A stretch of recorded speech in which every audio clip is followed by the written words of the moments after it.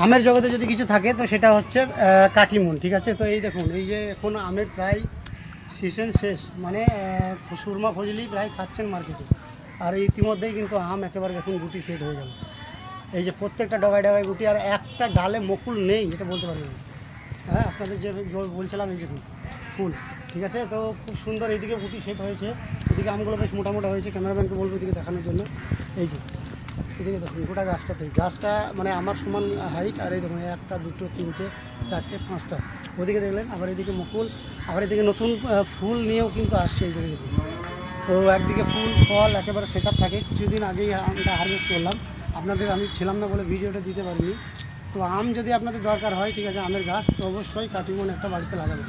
এটা 12 মাসি ভ্যারাইটি এবং মিষ্টি, 12 মাস প্লাস মিষ্টি। তো থাইল্যান্ডের একটা ভ্যারাইটি, ঠিক আছে। তো অবশ্যই লাগাবেন। এটা আমার 1.5 বছরের গাছ এবং আমি রেগুলারলি পাচ্ছি আম।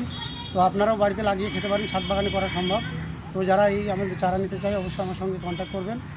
আর ভিডিও নিয়মিত যদি আপনারা পেজে পেতে চান তো অবশ্যই আমাদের পেজটিকে ফলো করে পাশে থাকবেন। আর ভিডিও কেমন লাগছে অবশ্যই জানাবেন, ঠিক আছে। তো আজকের মতো ভিডিও এই পর্যন্ত, দেখা হচ্ছে অন্য কোনো ভিডিও।